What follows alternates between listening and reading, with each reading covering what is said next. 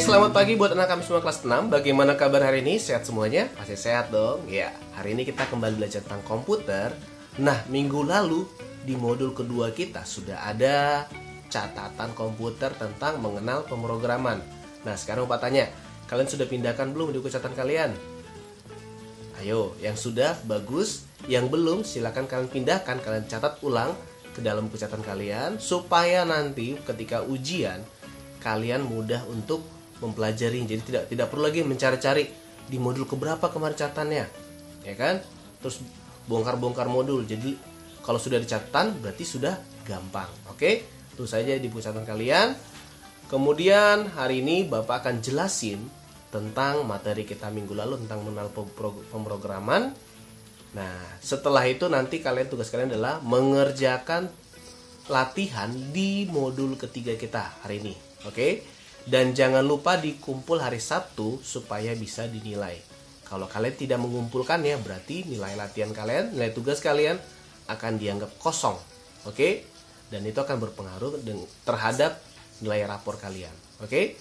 Nah, sekarang Bapak akan memberikan penjelasan tentang catatan kita minggu lalu, yaitu tentang mengenal pemrograman. Silakan kalian perhatikan bagus-bagus penjelasan berikut ini.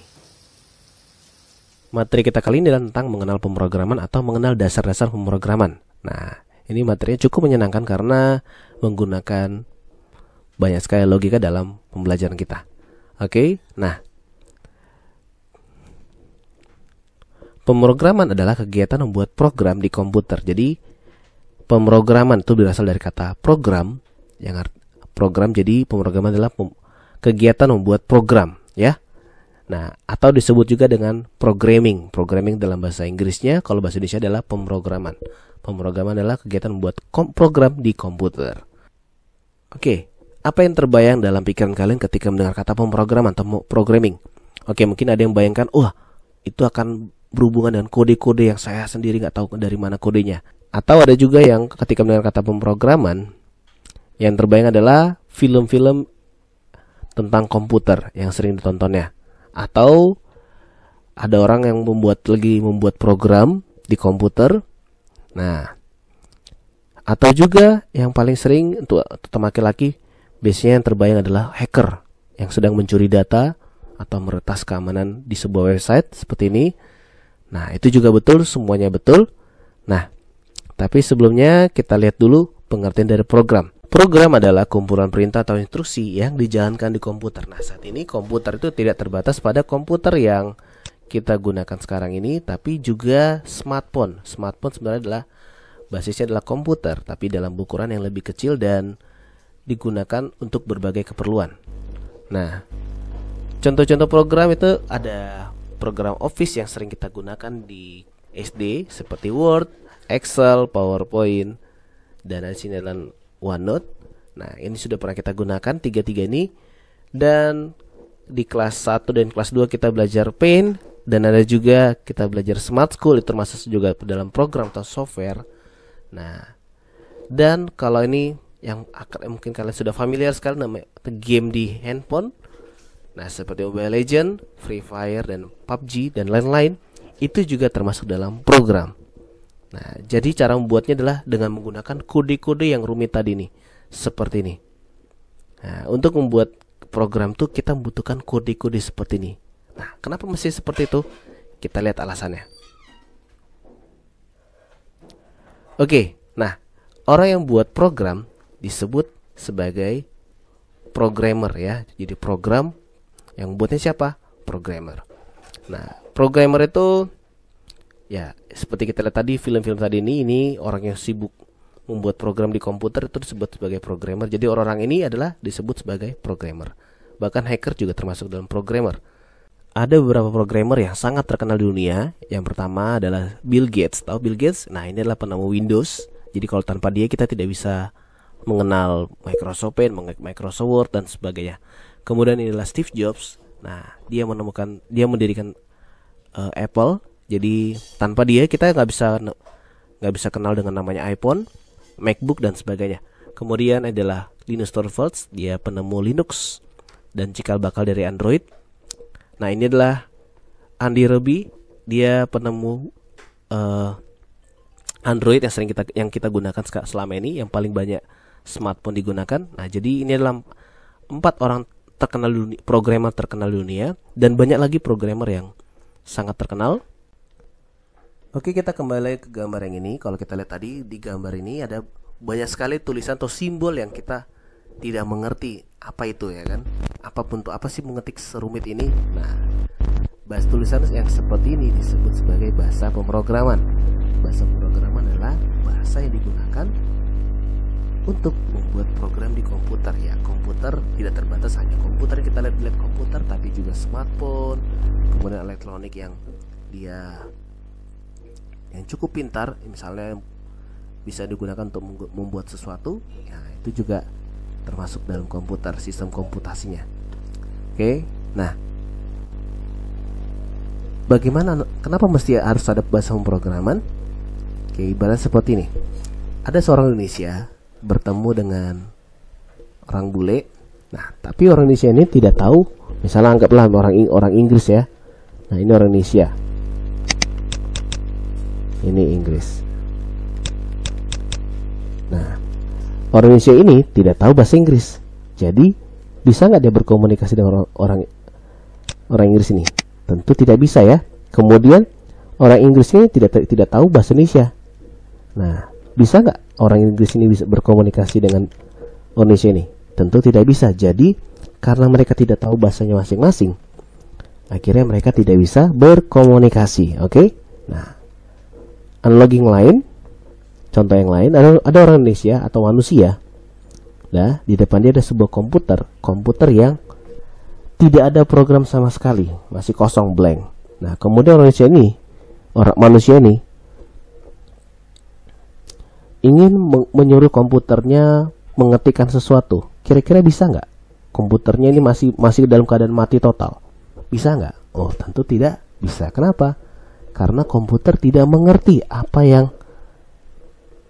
diomongkan, yang disuruh oleh orang ini, ya.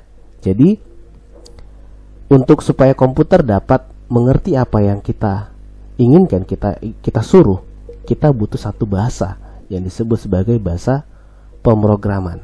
Nah, jadi bahasa pemrograman itu adalah bahasa yang menghubungkan antara manusia atau orang dengan komputer. Tanpa bahasa pemrograman, komputer tidak bisa melakukan apa yang kita perintahkan. Oke?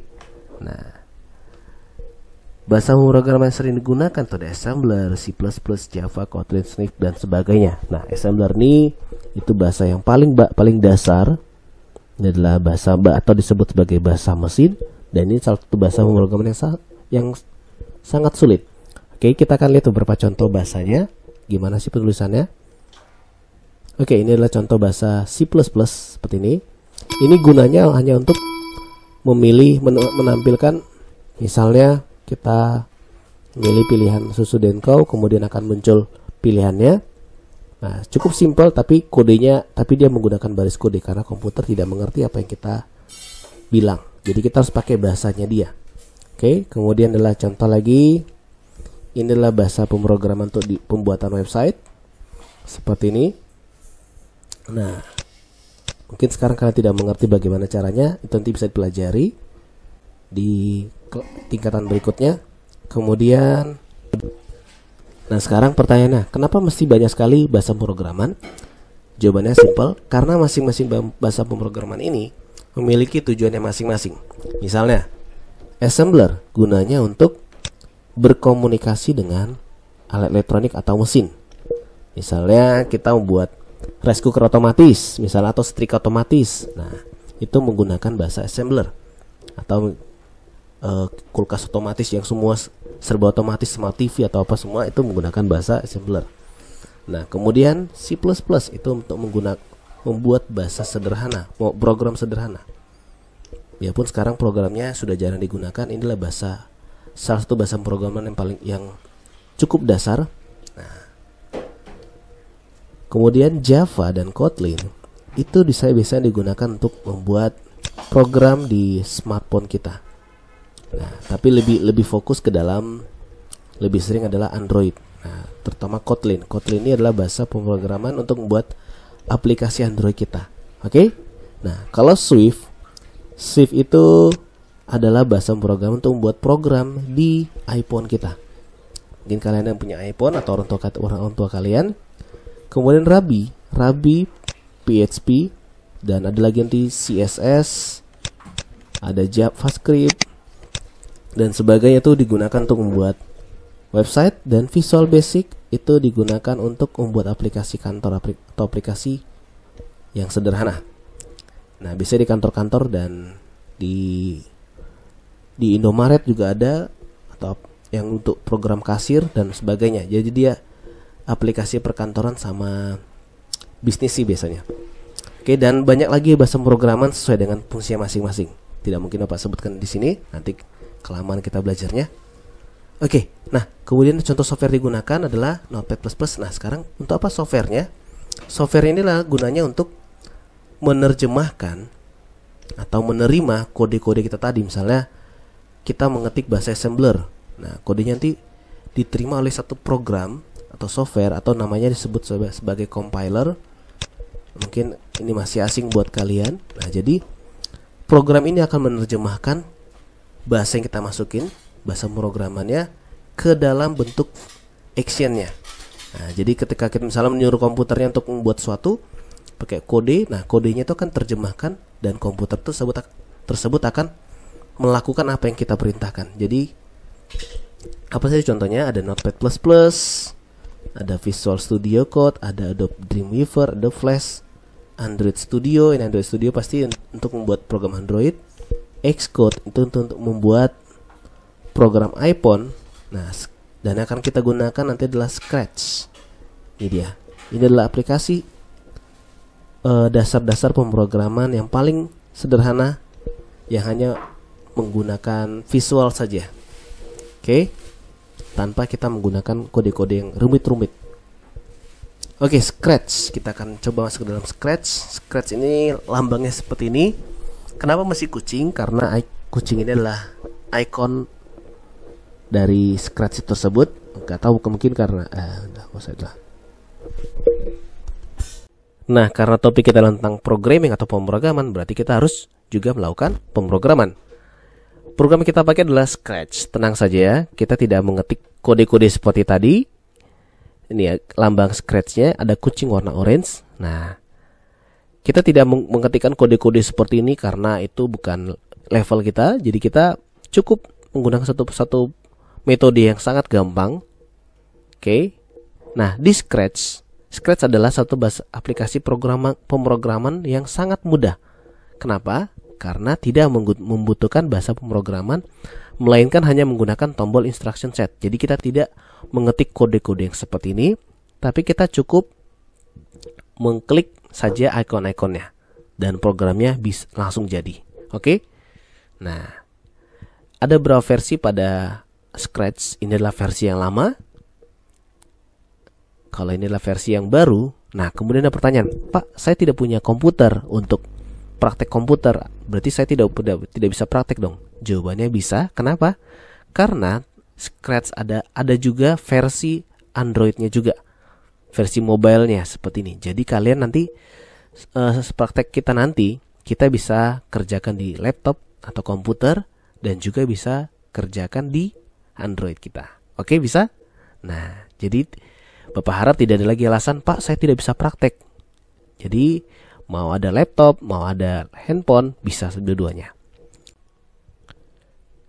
Ada 3 bagian utama pada Scratch. Yang pertama adalah instruction set. Yang mana itu? Instruction set itu adalah yang ini, yang di sebelah kiri. Bagian sebelah kiri ini itu disebut sebagai instruction set yang ini. Yang ada kata move, turn, dan seterusnya. Oke, ini bagian yang sebelah kiri ini itu disebut dengan instruction set. Oke. Nah, sekarang kita akan masuk ke dalam bagian-bagian pada Scratch. Yang pertama adalah instruction set. Instruction set itu adalah bagian yang sebelah sini, yang sebelah kiri. Apa instruction set itu? Instruction set adalah bagian pada Scratch yang berisi kumpulan perintah pengganti bahasa pemrograman atau kumpulan instruksi dasar yang ini.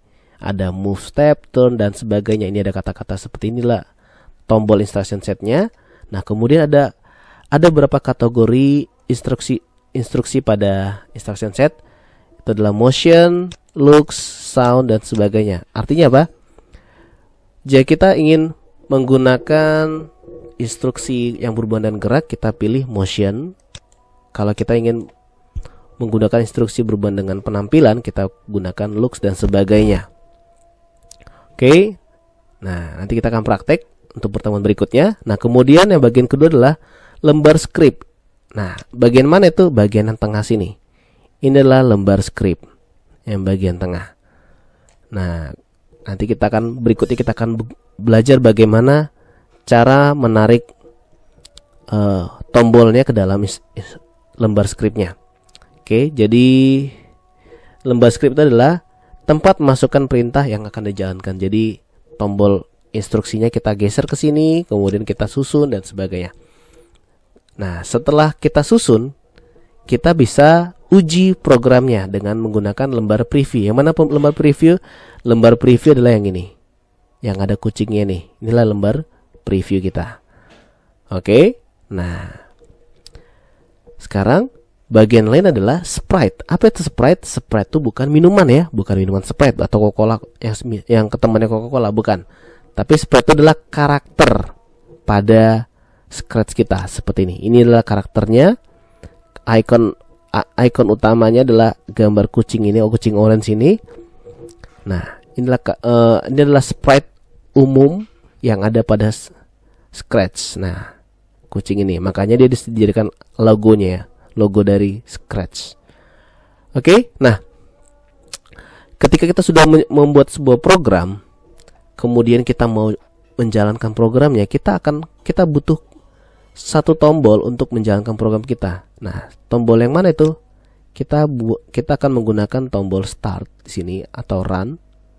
Nah, yang dia gambar bendera hijau itu gunanya untuk menjalankan program sudah kita buat. Kemudian ketika kita sudah selesai, jangan lupa klik stop, atau dia di sampingnya bendera hijau ini ada tombol warna merah. Itu gunanya untuk menghentikan program. Oke? Nah, oke, inilah satu contoh program sederhana yang sudah Pak buat barusan. Nah, kita akan coba menjalankannya. Bagaimana cara menjalankannya tadi? Klik tombol bendera hijau. Yang mana itu? Di sebelah kanan kita. Yang ini, apa yang terjadi ketika saya klik ini? Kucingnya akan muter-muter seperti ini. Inilah programnya. Isi programnya adalah menyuruh kucingnya untuk berputar terus dan terus, oke? Sampai selamanya, forever. Nah, ketika kita ingin memberhentikan kucingnya, kita klik tombol merahnya. Ini dia, kucingnya langsung berhenti. Kalau kita mau jalankan lagi, klik warna hijaunya. Nah, ini dia, gampang kan? Oke, itu saja pembelajaran kita tentang Scratch. Nah, sekarang tugas berikutnya adalah